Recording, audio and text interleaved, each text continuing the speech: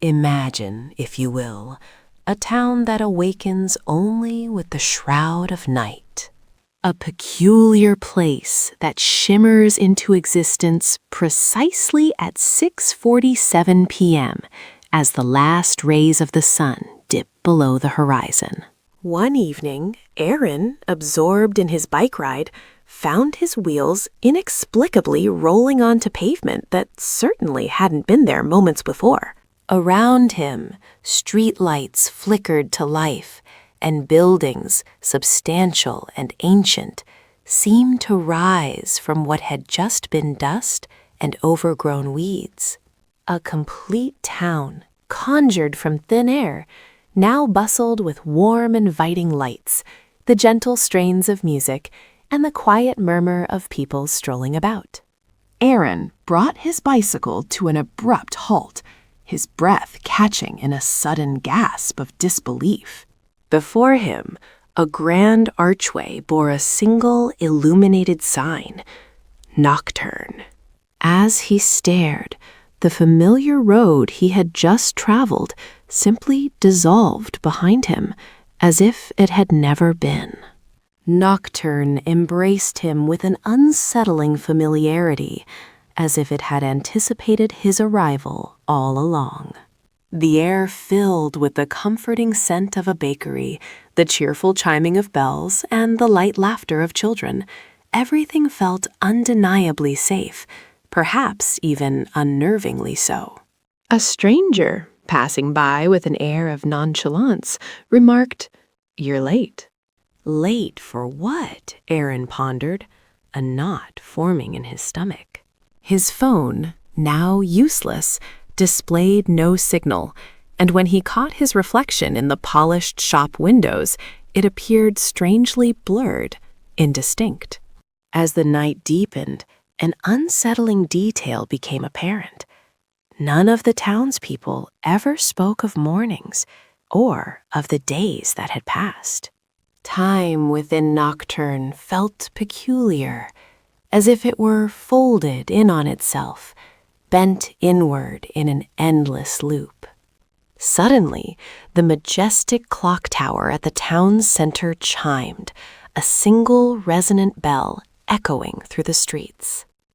Immediately, every door in the town simultaneously slammed shut, and the bustling streets emptied in a matter of seconds. Arin stood utterly alone beneath the now silent streetlights, his heart thudding violently in his chest. A voice, sharp and clear, sliced through the sudden silence. "You shouldn't be here." From the deepest shadows, a girl named Mira emerged, her sharp eyes unnervingly calm, as if hardened by past fears. "If you remain here until sunrise," she warned him gravely, "Nocturne will make sure you stay." Arin let out a nervous laugh, trying to lighten the tension. "Keep me how, exactly?" he asked. Mira cast a haunting glance at the warmly glowing windows of the surrounding buildings. "This town," she explained, "sustains itself on unfinished things. Regrets, lost chances, people who feel invisible to the world outside," she elaborated. "It offers them a perfect place to belong," Mira continued, "and then it never truly releases them." The very ground beneath their feet seemed to hum faintly, as if the town itself were listening intently to her words. Mira confessed she had been trapped in Nocturne for 3 nights, each one witnessing the town claim something small and precious from her. A cherished memory, a deeply held feeling, the very sound of her mother's laugh, all were slowly being eroded. "You don't notice it disappearing at first," she whispered, her voice laced with a chilling truth. "That's precisely how it ultimately wins."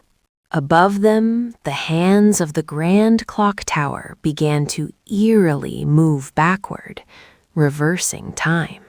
Mira urgently grabbed Arin's sleeve. There is an exit, she revealed, but it opens only once, and tragically, only for a single person. The town seemed to press in on them, buildings subtly tilting, streetlights flickering with an almost predatory excitement.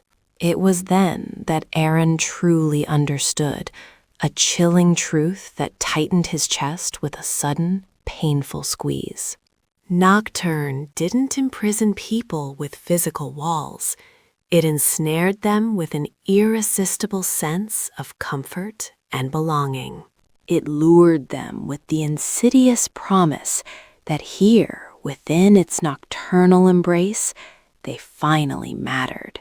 The resonant bell of the clock tower chimed once more, signaling a new urgency. The sky above them began to visibly shift, growing colder, brighter, and an undeniable sense of finality. Mira took a hesitant step back, her voice barely a whisper. "If one of us escapes," she said, "the other is condemned to stay here forever."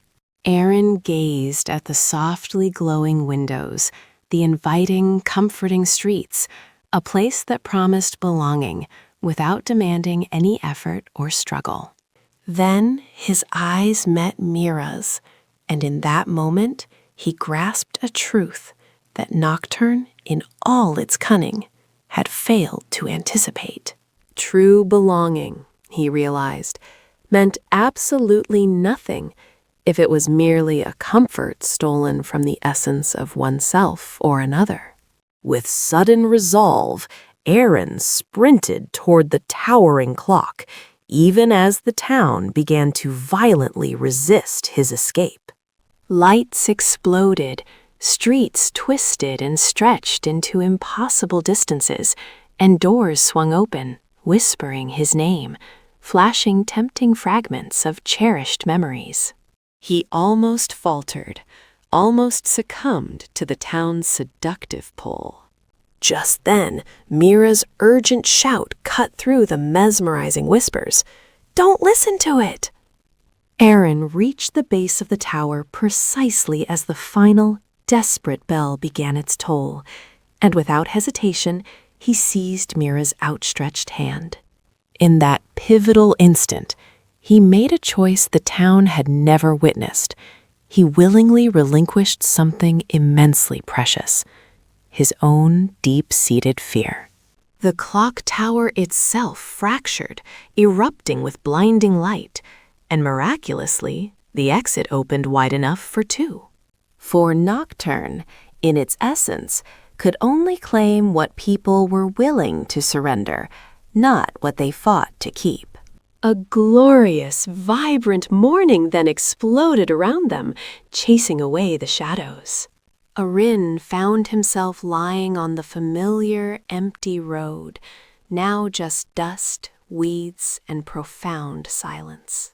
Beside him, Mira lay, breathing heavily, a triumphant laugh bubbling from her lips. Nocturne was undeniably gone. The road stretched out, looking utterly ordinary, as if nothing extraordinary had ever happened there. Yet sometimes, just as dusk begins to settle, Arin swears he catches a fleeting shimmer of light in the distant horizon. And in those moments, he knows the unsettling truth. Some towns don't truly vanish. They simply wait.